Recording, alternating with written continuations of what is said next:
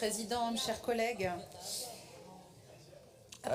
Après différentes versions expérimentées sur les territoires et de nombreuses tergiversations, voilà que le SNU s'inscrit sur le temps scolaire et s'installerait définitivement dans les lycées de notre région dès la rentrée prochaine. L'école aurait-elle à ce point failli à ses missions pour qu'on institutionnalise la militarisation des établissements scolaires sous prétexte de ressouder la jeunesse autour des valeurs de la République et qu'on demande aux enseignants d'en être les commanditaires moyennant une récompense financière?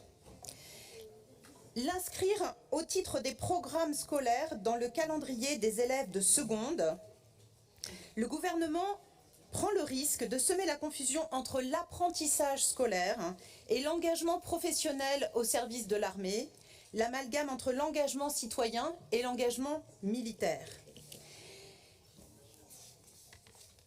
Les régions vont-elles être contraintes, Monsieur le Président, de devenir les complices de cette mascarade en accueillant ces stages dits de cohésion visant en réalité la banalisation de l'armée à l'école?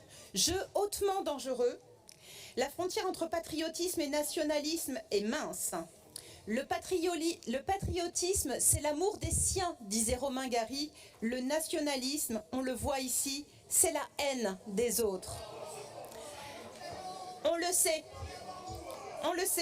Pour être opérationnel, le SNU va devoir s'appuyer sur les infrastructures de la région via des conventions de mise à disposition des locaux et du personnel technique. Quel coût, quel gain aussi, direct et indirect pour les conseils régionaux? Allez-vous contraindre, Monsieur le Président, les personnels de la région à servir ce nouveau service militaire?